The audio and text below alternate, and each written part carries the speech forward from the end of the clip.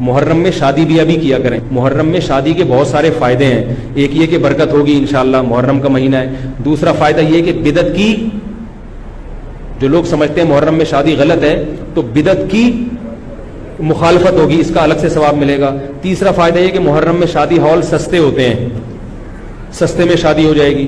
کیا خیال ہے؟ تو فائدے ہی فائدے، مزے ہی مزے. تو میں مولوی صاحب سے کہنا چاہوں گا کہ آپ پھر اپنے والد صاحب کی وفات پر ان کے جنازے پر پہلے نکاح کا اہتمام رکھیں. اپنا نکاح رکھیں یا اپنے بچے کا نکاح رکھیں.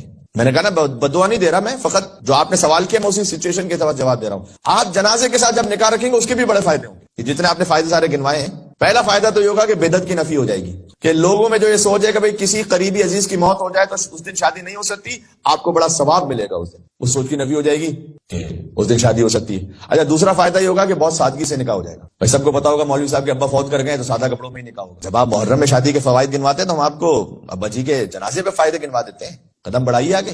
اچھا، ایک اور بہت بڑا فائدہ ہوگا، جہاں جنازے کا اہتمام ہوگا نا، وہیں پر نکاح کا بھی اہتمام ہو جائے گا. ہال کا کرایہ بھی بچ جائے گا. فری میں 2 in 1.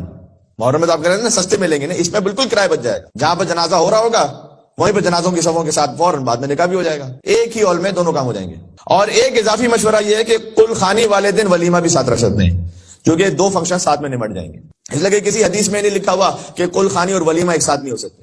کیونکہ جی جناب، میں اتنا عرض کرنا چاہتا ہوں کہ جتنی عزت اور جتنا احترام آپ اپنے باپ کے لاشے کو دیتے ہیں، کم از کم اتنی عزت امام حسین کے جنازے کو دیتے ہیں. اتنا احترام تو دیتے ہیں غم امام حسین کو.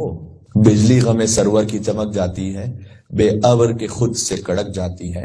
روکے نہ عزاداری شبیر کو آپ، یہ آگ بجھانے سے بھڑک جاتی ہے. وَإِذَا قِيلَ لَهُمْ لَا تُفْسِدُوا فِي الْأَرْضِ، یہ سورہ بقرہ کی جو میں آیتیں پڑھ رہا تھا، جب ان لوگوں سے کہا جاتا ہے کہ بھئی زمین میں فساد نہ پھیلاؤ، اللہ تعالیٰ قرآن میں کہہ رہے ہیں کہ ان سے کہا جاتا ہے زمین میں نہ فساد پھیلاؤ، قالوا انما نحن مصلحون، یہ کہتے ہیں ہم تو صرف اصلاح کرنے والے ہیں. الا انهم هم المفسدون، اللہ کہتا ہے اصلاح کرنے والے یہی اصل میں فساد کرنے والے، ولکن لا یشعرون.